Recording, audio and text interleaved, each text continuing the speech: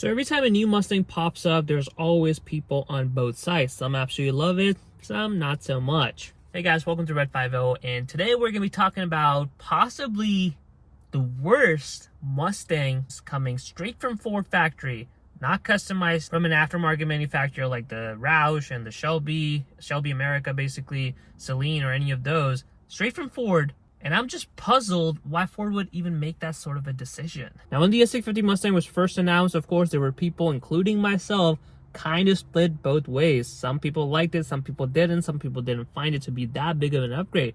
I was on that fence where I thought that if you had an S550 Mustang, there's less of a reason for you to upgrade because it's more or less the same car, even from the appearance perspective. At least the outside, of course, the interior, they got massive tablets and everything. But from the exterior, to an untrained eye, they wouldn't be able to tell a difference between the S550 and the S650 Mustang. And that was the same thing. The S550 came out, people loved the retro vibe of the S197, and they were like, it's too European, they didn't like it. So I think all those comments, I kind of put them away because people are not used to change, myself included.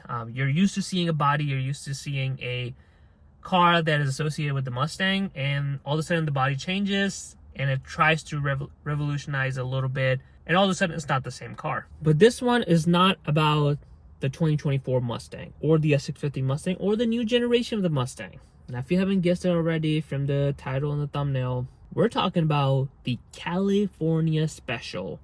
What in the world was Ford thinking with this California Special?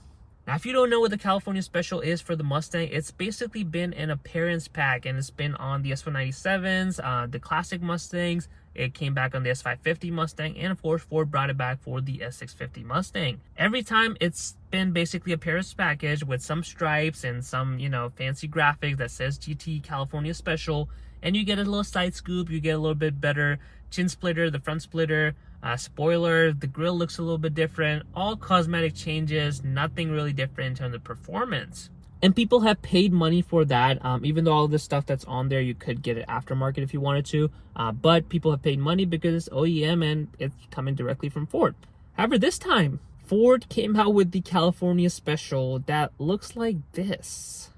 Like, who designed, like, the color on the, like, why are wheels colored? Like, this is very, very ricer level. Like, the wheels are colored, you've got the outline on the where the RTR fog lights would be on the grill. It just looks something that you would pick it up, go to your AutoZone, get whatever parts you can get, and just stick them there and then call it a new package. And to me, that has to be one of the laziest upgrades Ford has done for their, a Mustang that's coming out of the factory. California Special, I don't get the hype for it, but I can see why people like it. It's an OEM car, looks really good, it's got appearance pack. But this one does not look that much different. It's still using a similar design wheel from the Performance Pack Mustang GTs. All it's got is some blue color. I don't know if the color is going to be optional, but to me, like, if I saw this on the road, I would think it's something a high schooler would customize. And it just looks absolutely terrible. And especially for the prices the Mustangs have been commanding these days, even a regular GT. The regular GTs are going for $42,000 MSRP. A premium is around $47,000. The California Special, since it's always tacked on with a premium, it's going to be upwards of a $50,000 car. $50,000 car for this. I don't know about you, but I'm not buying it. Even if I had the money to blow, I don't think I'm buying it. This, you can easily get a S550 Mustang, a Mach 1 Mustang, but maybe a little bit high mileage. But even if you keep it to S650 Mustang, you're better off just getting a GT Premium, or use that money towards a performance pack, which would make your Mustang that much better than just getting the California Edition. Well, guys, that's all I got. I mean, I am disappointed in Ford, and I think it has to do with no competition around. It could also indicate that the current generation might be shorter, because historically the California Special Edition has always come out a year or 2 years after the initial launch. It's already out, Ford is willing to sell it as, I think, 2025 model year. But the Mustang was just starting deliveries like a few months ago. So for them to take that, quick of a stance and put a new product out, who knows? We might be getting a GT500 very soon, or GT350.